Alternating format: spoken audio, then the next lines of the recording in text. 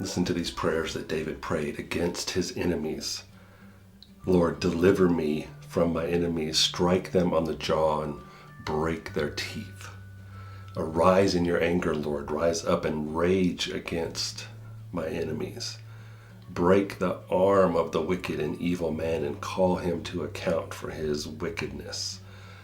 And over the last few days, we've been seeing that David even asked God to completely destroy and kill his enemies. Take them out was David's prayer. And I've been wrestling with these and looking at these, trying to study what is there to learn from these prayers. And I think it's important to remember a couple of things when you read these prayers in the Old Testament that were ultimately turned into songs that were eventually used as worship of God. These very, very harsh, difficult things. A couple things to remember. One, that ultimately God is dealing with and will forever deal with wickedness. He will deal in his own time, in his own way, with wickedness and evil men. He will take care of it. We might not get to see it.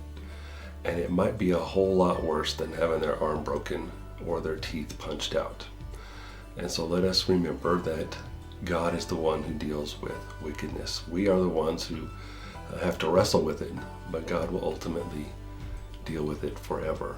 Wickedness cannot and will not prevail. It won't win. In the end, God will win and goodness will win. The second thing to remember for me is that David went through some stuff.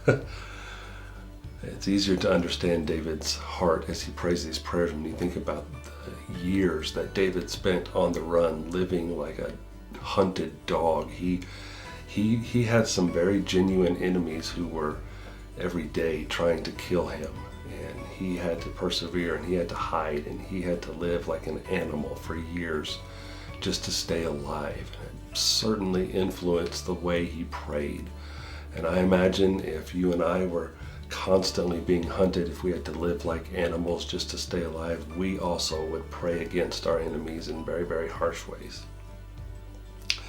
Third thing to remember is, yes, David was a man after God's own heart, but David was also not allowed to build God a place to worship him.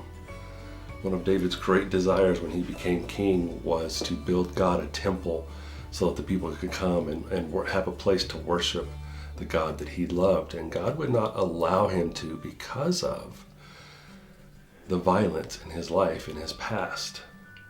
And so these prayers, although I completely understand them and I am learning from them, they ultimately caused David to miss out on something extremely good.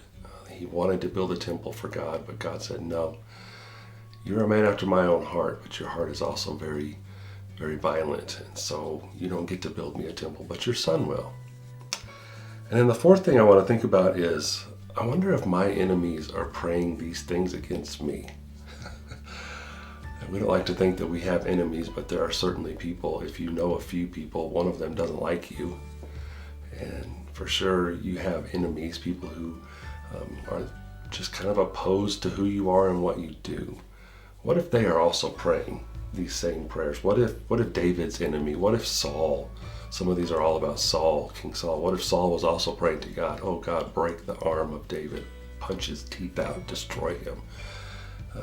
It's interesting when you flip the tables, if this is something you want prayed about you.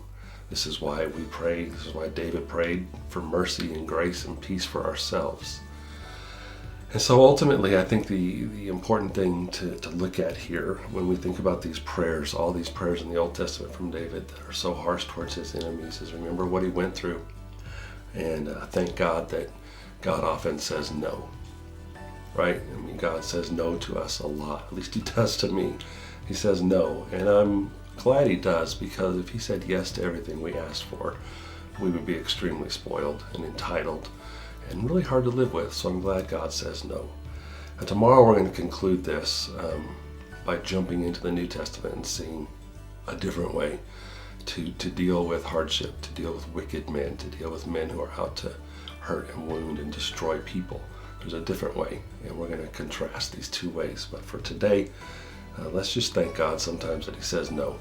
And then remember that our prayers and our actions have consequences, and we might just be missing out on something really good that God has for us. And I know you don't want that. I don't either. See you later.